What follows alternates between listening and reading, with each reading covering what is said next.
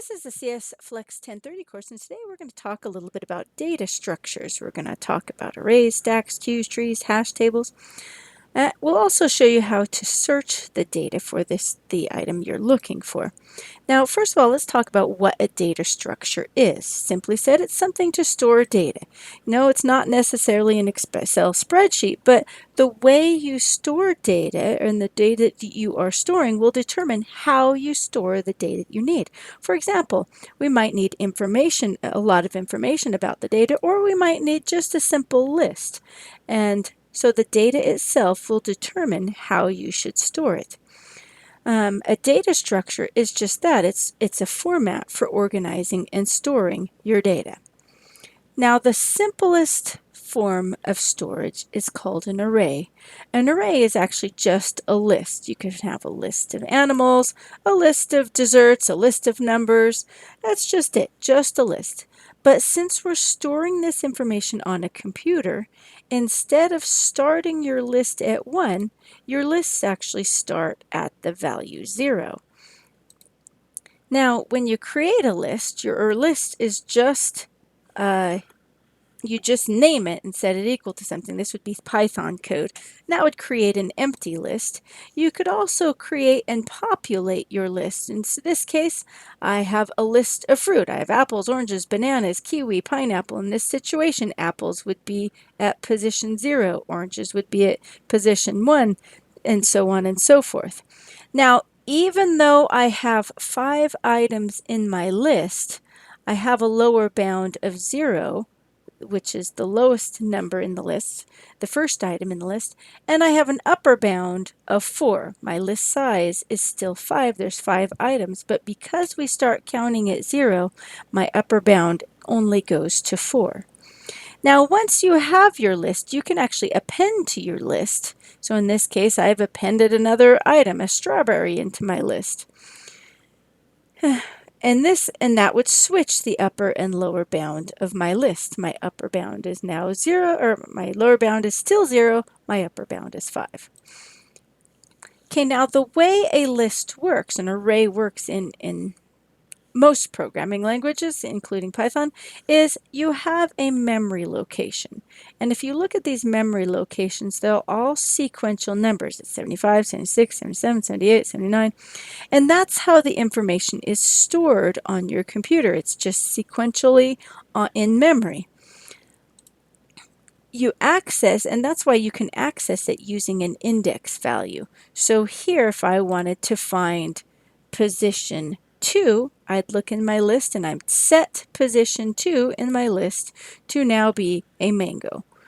And I do that because the pointer to this list is actually the first position where my list begins. So by accessing position 2, it just jumps down 2 and accesses this position.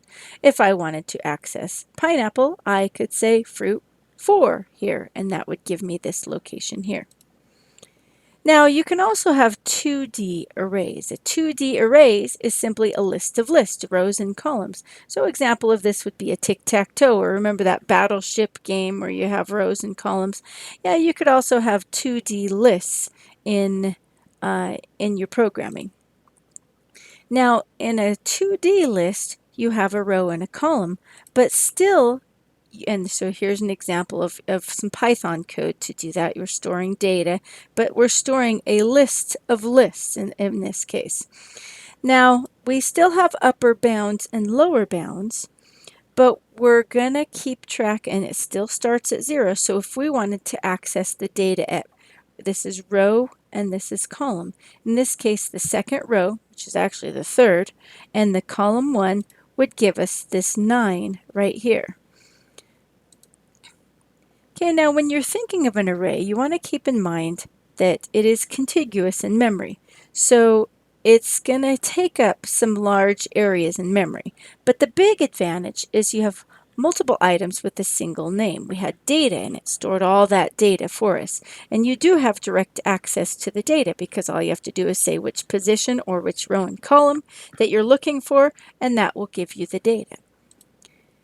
Now, To overcome some of this problem where you have this huge chunk of information in your memory, they also have come up with a linked list. A linked list, it's non-contiguous in memory, and you can change the size fairly easily, but your list items are now called nodes. So for example, here I have 3 nodes of data. In this particular, I have a 10, and it has an extra piece of data which stores where the next item in my list is.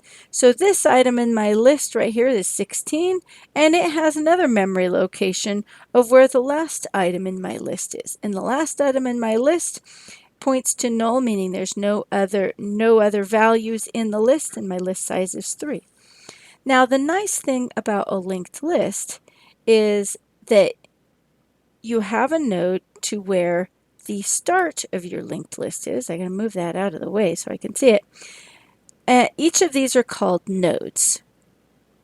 And so nodes just represent the information inside your list. And each node is stored. Each node contains the item to be stored, in this case the 10, the 16, and the 21, and it also contains a memory location to the next node in the list. Okay, the nice thing about a linked list is you can just change pointers. For example, if I wanted to add in another value, here I want to add 42 to this particular list. All I have to do is point my new node so it now points to this position. Now I can take this node right here and point it to this position here. So now I've added a new item into my list. Same thing with removing. If I want to remove something from my list, all I have to do, I suppose I want to delete this 16 out of my list. All I have to do is change this memory location to point to the next item in my list, and I've now deleted that element because this now points to this item and it completely skips that data in the middle. And so adding and removing items from your list is super easy using a linked list. And as a matter of fact, most lists in Python are automatically linked lists. Okay, so here's an example of a linked list that I want to give you. So you're going to try to solve this riddle. You're going to start with A, and A will give you a pointer to the next position in the list. Now the riddle you're going to solve is, you have a boy and he was at a carnival. He went to a booth and the man said, "If I write your exact weight on this piece of paper, then you have to give me $15. But if I cannot, then you'll pay me $50. The boy looked around, he saw no scale, so he agrees. He's thinking, no matter what this carny writes, I'll just say I weigh more or I weigh less. In the end, the boy ended up having to pay the man $50. How did the man win the bet? Okay, pause the video.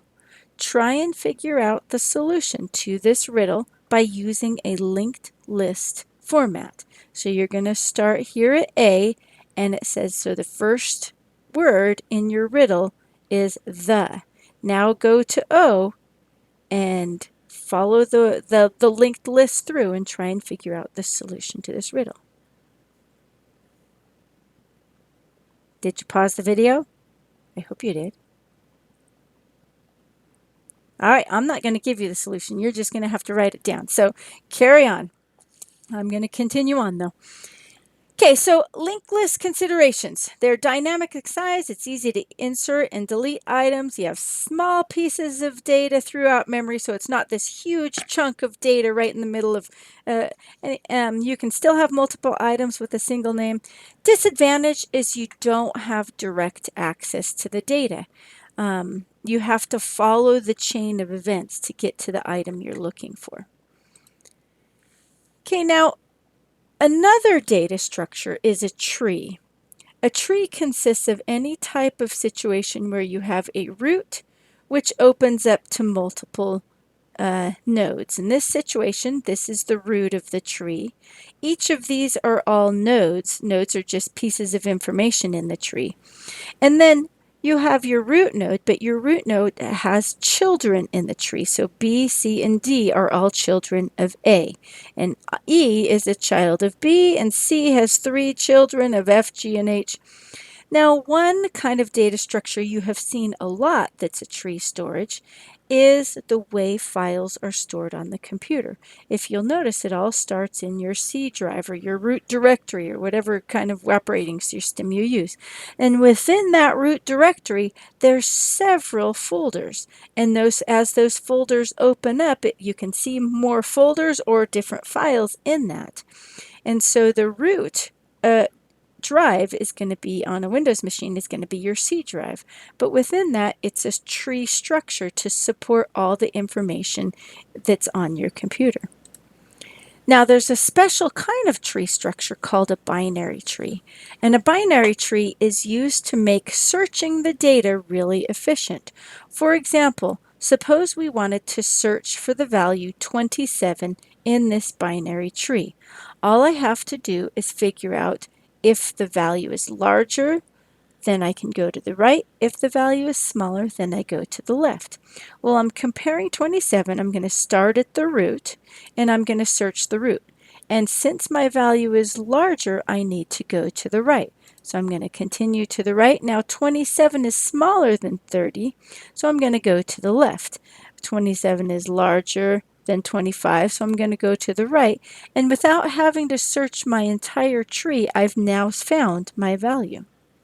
That is a binary search tree. Okay, so let's practice. The way you enter information into your tree is what allows you to do this. So for example, I'm going to store the following data in my tree. I'm going to store a 20, and that's going to become the root of my tree.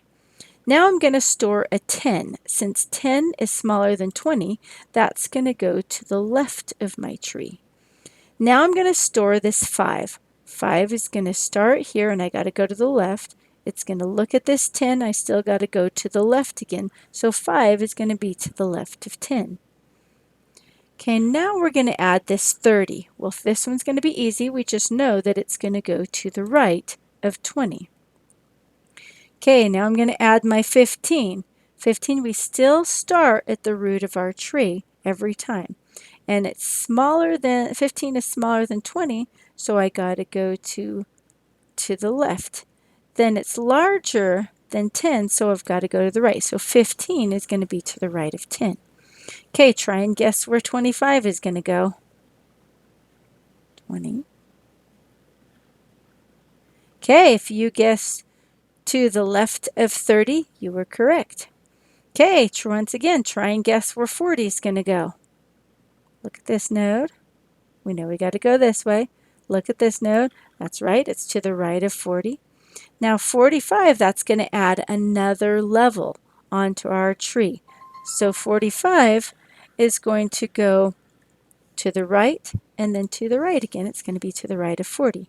Okay, guess where 27 is going to get added? Yep, so we came to the right, to the left, and then it goes to the right again because 27 is larger than 25. Now we've got an easy one. Add 8 to this binary tree. Smaller than 20, smaller than 10, larger than 5. That's right. It's going to go, I missed that, didn't I? 8 would go right here, but I didn't get that last animation in. Okay, your turn. This is on your little study guide. Try and figure out what the following tree would look like after adding these following values in. You can actually just click on the graphic in your study guide and click edit and double click on the question marks and add your numbers in. Okay, pause the video because I'm going to give you the solution here, but try and get your answers in first on what you think this tree will look like given this data. Did you pause the video and get them in? I hope you did because I'm going to go on now.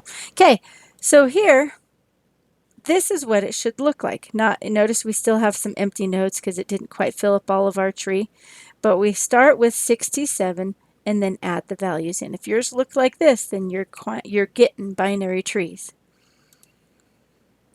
Okay, now take a look at this situation. Suppose I'm adding the following data to my binary tree. I'm going to add 2, then I'm going to add 4. 4 is going to go to the right of 2, and so it's going to add my node in.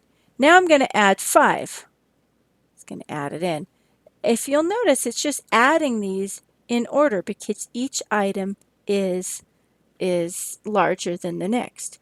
So I'm not really having a very efficient binary tree. Suppose I were to search for the value 21 on this. Compared to the other one, it only took a few hops. But in this situation, I'm going to have to search my entire binary tree to find my last node.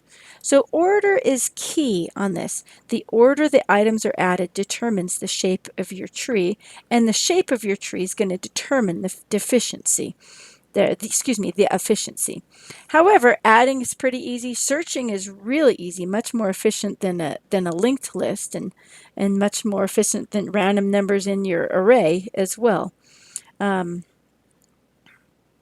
Less traversing than a linked list. You don't have to go so far, and you still have small pieces of data throughout your memory. Okay, now a queue is another way of storing data. A queue stands for first in, first out. So this is a way of keeping the items that you're going to be using up at the front of your list. And this is kind of like a queue at Disneyland. You know, you get your fast pass. The faster you get your fast pass, the faster you go through the line. But this is kind of how it works. You add items to the end of your queue, and items are always removed from the front of your queue. So it's kind of like this. Imagine we have a tunnel. Whatever car, that was kind of a maroon car, and it went into the tunnel, and then I got a red car that went into the tunnel, and now I have a blue car that's going to go into this really long tunnel. It's kind of in there for a ways. If we were to see who comes out, it's going to be the first item that entered. So that maroon car is coming out, and then the red car, and lastly the blue car. So it keeps things in order. Now this is similar to a printer queue. You've ever heard whenever you hit print on your computer, all that data is stored in a queue on your computer. So you can't print like 5 things and have page 4 get printed first. No, it's always page 1, then page 2, then page 3, then page 4, then page 5. No matter what order the information gets to the printer queue, it's printed in the same order that you send it. So that is a queue. Okay, let's give you an example of a queue. You have a couple of pointers. You have something that's pointing to the start of your queue or head, and something that's pointing to the tail. The head keeps track of the front, and the tail keeps track of the back. NQ is a keyword that says put some information onto your queue, and DQ is a keyword to take information off of your queue. So suppose we want to NQ people into our line at Disneyland. We're going to NQ Athena, and all we've done is we've said Athena is in our queue. And the head and the tail are both pointing to Athena because she's the only person in line, I should say. Now we're going to NQ Brittany. So all we've done is we've keep our head at Athena, and we've now added Brittany to our line, and we move our tail down. Now we're going to do Carrie. So Carrie gets added to the end of the line. I move my tail down. Now the next thing I'm going to do is I'm going to DQ. So I'm going to take someone out of my queue. Remember, we're always removing from the front. So Athena is going to get removed from our queue, and the head pointer is going to get moved down to Brittany. So that's how a queue works. We're going to give you a chance. Pause the video, and this time I'm NQing numbers. What would the queue look like? What would this particular queue look like after performing these 4 operations? Okay, pause the video, write your answer down, and then unpause the video and I'll tell you the solution. Did you pause the video? I hope you did. Try and get it in. Let's show you how this is going to work. So if I NQ 1, I'm going to have a head and a tail pointing to 1. And then I'm going to add my 2 in. Then I'm going to DQ. That's going to DQ the front of my list. I'm left with just 2. Then I'm going to add 3. So if you have 2, 3 on your paper, then you did this one right. Okay, now a stack is a little bit different. A stack is like imagine a stack of cafeteria trays in the cafeteria. You go to that stack and you always pull the top one. Like no one ever pulls the bottom tray. It's just ridiculous to do so. So that stands for last in, first out. The last item you add to your stack is the first one out. So think about that poor tray at the very bottom of the cafeteria stack of trays. I bet it never gets washed. Okay, so let's give you our stack. So this time our same cars are going to go into a cave. Now this cave is really narrow, so they can't turn around. So first our maroon car goes in, then our red car, then our blue car. Now they're stuck there. That very first car, he can't get out of this cave because there's two other cars blocking him. So our blue car's got to come out first, and then our red car, and then our maroon car. Okay, so push is a keyword to put something onto the stack. Pop is a keyword to remove something for a stack. And on this situation, you only have to keep track of where the top of the stack is. So for example, suppose let's do numbers this time. We're going to push 34. So 34 gets added to my stack. Then I have a pointer to represent where the top of my stack is. Now I'm going to push the value 21. That's now on the top of the stack. Now I'm going to push the value 42. That's now at the top of my stack. So if I want to pop a value off of the top of my stack, it's got to pop that 42 off. There it is. Okay, now an example of a stack is the undo command on your computer. Every time you do some sort of thing on your computer, it adds to a stack. So suppose you would type in the letter A. Then you type in the letter B, then you type in the letter C. If you hit undo, it's just going to pop that C back off and undo that command. If you undo again, it's going to undo that B. You undo again, it's going to undo that A. So a stack and the undo command is definitely implemented on your computer using a stack. Okay, your turn. What would not the queue. What would your stack look like after performing the following operations? Pause the video, write this on your worksheet, and then I'll give you the answer. Did I give you enough time to pause the video? Because I'm going to tell you the answer now. Okay, so here you go. So it's going to push 1 onto the top of the stack. Then it's going to push 2 to the top of the stack. If it pops the value, it's going to pop off that 2, and we're left with just 1. So then when we push 3 onto the stack, we're left with 1 and 3. So this is a lot different than the queue, even though these are the same operations as we had. I mean, obviously it was in queue, but it was the same numbers. We're ending with different values. We're ending with 1 and 3 instead of whatever we ended up with the queue. Okay, now searching data is also pretty efficient. There's a couple of ways that you can search the table, search your data to find what you're looking for. Now the first is a linear search. A linear search is used when you don't have any rhyme or reason to your data. You just have a list of random names or random numbers or random data. It's not in any particular order. So the way a linear search works is you just go through sequentially through the data. For example, suppose we're going to search for the value 12 in this list of data, in this array, let's say. So first we're going to start and we're going to search at position 0, and we're going to say, oh, that's not 12. So we're going to search again, but we're going to look at position 15 and say, oh, no, that's not 12. Then we're going to look at 78, nope, not 12, not 12, not 12, not 12, not 12, not 12. There it is. Okay, we found it. So that's the nice thing about a linear search, is it works with any sort of data. You just start at the beginning and keep looking through till you find what you're looking for. Now this gets to be inefficient because suppose we're looking for the number 89. 89 is all the way here at the end. We will have searched the entire list for our value. But suppose we're looking for the value 45. We might find it right on the first try. Okay, so that brings us to a binary search. Now, a binary search is a little bit more efficient, but your data does have to be sorted. So if we look at this data, we have 12 and 15 is higher than 12 and 20 is higher than 15. So they're all in ascending order going up. So all we have to do is look in the middle of our data and compare with that item. So suppose we're searching for the value 57. We can start by looking at this value right here in the middle, and that's a 28. Since this value is a 28, we no longer have to search in this portion of our list. We know that 28 is smaller than 57, so we're just going to look in this half.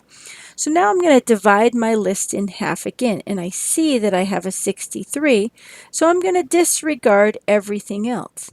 Now I'm going to look in, not sure which I'm going to look. In this case, I'm going to look here. Nope, got to go that way. So with 4 searches, I've now found my data.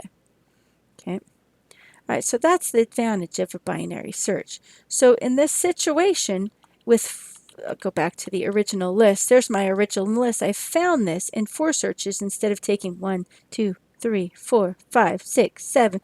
The 7 searches required for a linear search. Okay, next thing we're going to show you is hashing. Here I have a bingo card. You ever play bingo? If you were to find N44, would you look through your entire card to find N44? I'm going to look through all of these and all. No, you just go to N and look in this column for your 44. That's the advantage of bingo. This is kind of like hashing. Hashing stores data using an algorithm or a hash function, and you retrieve data using that same hash function. So here's an example. Suppose I am storing words. We'll do fruit since I've already been on a fruit kick. Okay, we're going to store fruit into our hash table, and we're going to use a hash function to do so. The hash function we're going to use is the very first character in the word. So A is 0, B is 1, C is 2, and so on and so forth till you get to Z or whatever. Well, if we add apple to our list, apple starts with A, so my hash value is 0, and it stores apple right here in position 0. Now I'm going to store grapes. I'm going to say A, B, C, D, E, F, G. It gets me to position 6, so I'm going to store grapes in position 6. Now I'm going to store bananas. Banana is B, so that has this hash function of 1, stores my banana. Cantaloupe, hash value of 2, that's going to store it right after banana in position 2.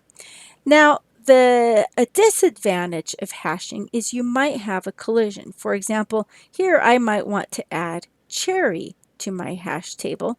In this case, it also has a hash value of 2 of cantaloupe, and this means I have a collision. And collisions can be handled in many different ways. We're not even going to discuss it in this class, but you might have collisions in your hash table. Take a look at your bingo card. Go back to our bingo card slide for a second. Our bingo card had a lot of collisions, and we just went through and looked down the card to find the item we were looking for. All right, so now with hash collisions, we might not be storing words, with hash tables, we might not be storing words. So a lot of times, modulus division is used to come up with an algorithm for your hash table. Let's show you modulus division. Here's a modulus division problem. Given 15 people in the room, you're making groups of 4. How many people will be left out of a group? Okay, so here's my 15 people. I'm making groups of 4. There's 1 group, there's 2 groups, there's 3 groups. I can make 3 groups, and 3 people are left out of my group. So given this scenario, I can do a modulus division problem. 15 mod 4, this percent sign means modulus division, is whatever is left over when I divide, in this case 3. Okay, your turn. I'm going to give you a modulus division problem. What is 20 mod 3? Pause the video, write it down on your worksheet, and then I'm going to give you the answer.